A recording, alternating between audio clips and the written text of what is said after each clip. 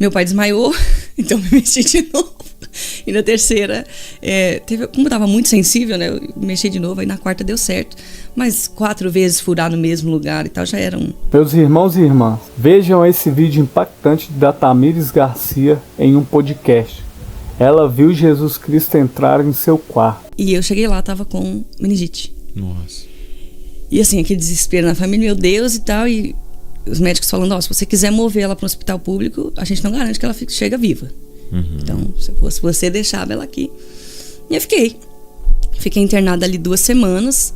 Era uma mistura, até hoje os médicos não souberam explicar muito bem, era uma mistura meio que de 2 tipos de meningite diferentes. Uau. Então eles diziam, se a gente tratar um, ela morre do outro. Se a gente tratar o outro, ela morre do um. E se a gente tratar os 2, ela morre do tratamento, porque ela não vai aguentar. E se não tratar nenhum, ela morre também. Então morreu. Tinha, senhor, uma coisa assim. Olha, e eu me lembro que depois de umas 2 semanas, assim, sem passar dor, nada, o médico liberou minha mãe pra entrar no quarto, porque eu tava em isolamento. Ele liberou minha mãe, cheia daqueles aparatos e tal. E eu lembro que ela entrou no quarto e eu falei pra ela, mãe, ora por mim. E ela, por quê, filha? Tá com dor? Eu falei, não, ora por mim, porque a única coisa que tá me segurando aqui é você orando pra eu ficar. Então ora por mim, me libera, eu tô com Jesus, eu tô salva, tá tudo certo, só me libera. Na hora de você morrer. Hora pra eu ir embora, eu quero ir embora daqui. Não aguento mais sentir dor e tal. Acho que foi uma das piores dores que eu senti na minha vida. E era dor de cabeça. Era uma dor de cabeça muito forte, aquela impossibilidade de abaixar, né? Então era uma rigidez muito grande. E aí eu fiz no exame, que é aquela punção na coluna, né? A moça errou 3 vezes. Na primeira eu me mexi. Já foi um milagre ali, né? Porque eles dizem que você pode ficar paralítico ali. Na primeira eu me mexi. Na segunda ela pediu pro meu pai me segurar. Meu pai desmaiou, então eu me mexi de novo. E na terceira, como eu tava muito sensível, né? Eu mexi de novo, aí na quarta deu certo. Mas 4 vezes furar no mesmo lugar e tal, já era um... Eu lembro que eu falava pra minha mãe, mãe, por favor, não deixe eles me furarem mais, eu vou virar uma peneira, mãe, por favor. A expressão que eu usava, assim. Ela, tá bom, filha, tudo bem, não vai furar mais. Daqui 15 minutos, outro exame, né? Não tinha jeito. Mas ali, minha mãe entrou no quarto, pra teoricamente ali se despedir, eu pedi pra ela orar por mim, ela saiu pra chorar. E ela deixou a primeira porta entreaberta, eram 2 portas do isolamento, assim, né? Uma primeira salinha ali pra ela se trocar e a segunda saía direto pra o corredor. E ela deixou essa primeira porta entreaberta que dava acesso pro meu quarto.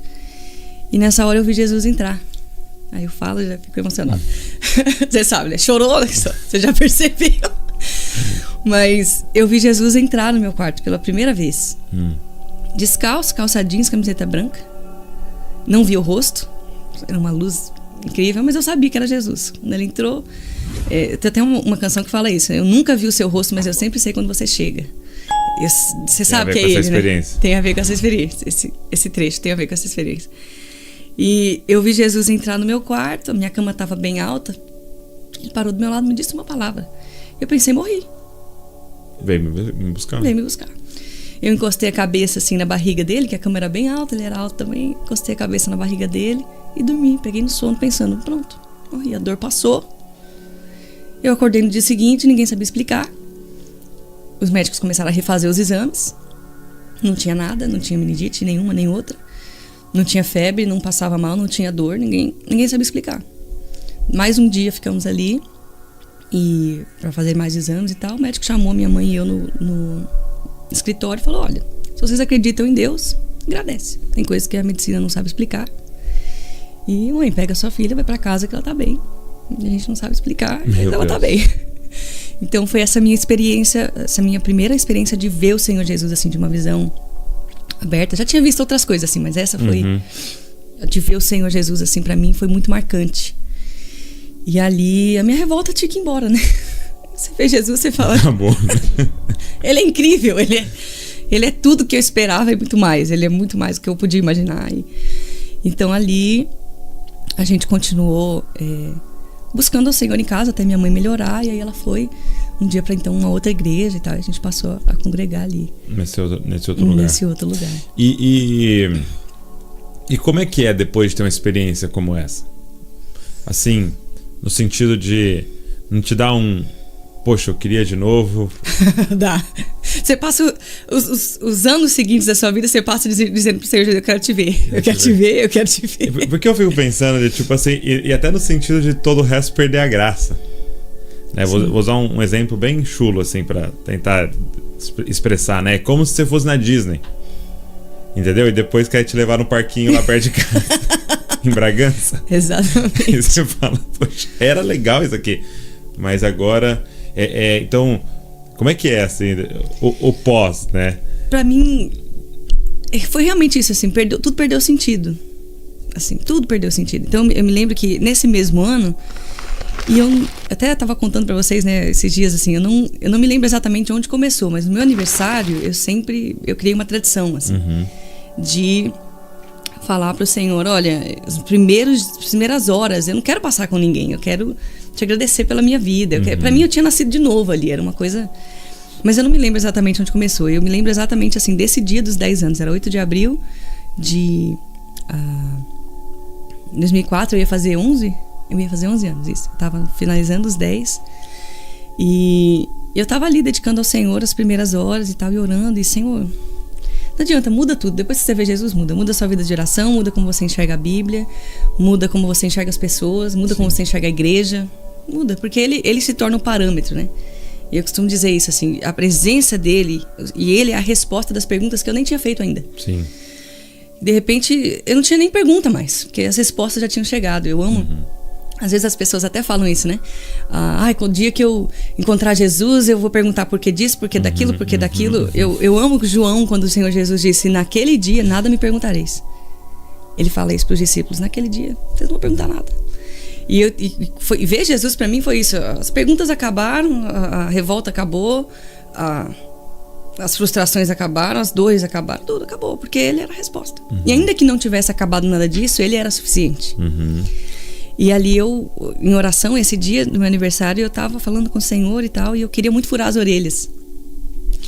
E esse era o presente que eu ia pedir pra minha mãe, né? E tava colocando isso diante do Senhor, assim, tudo bem, né? Se eu furar as orelhas e tal.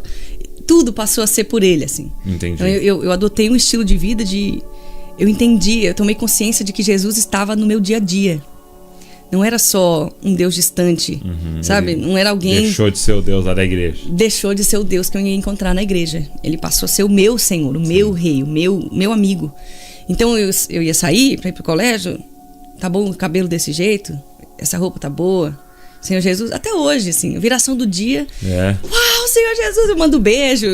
Engraçado, meu marido até ri, assim, porque às vezes eu fico um pouco constrangida se tem mais gente, porque o pessoal vai pensar que... O pessoal pensa assim que eu sou meio doida, mas às vezes eu paro assim, a gente tá no carro e na viração do dia, uau, Senhor Jesus, você caprichou hoje, ficou lindo, parabéns, uau, ficou ótimo, sabe? Então, pintura. Trazer ele pra minha vida, não só entregar a minha vida pra ele.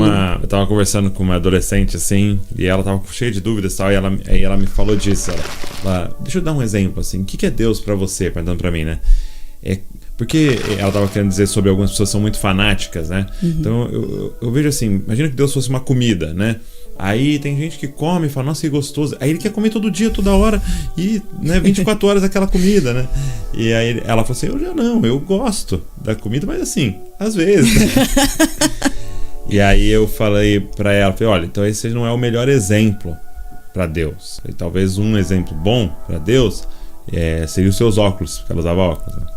Então, Deus é como óculos, tipo assim, você pensa o dia inteiro no seu óculos.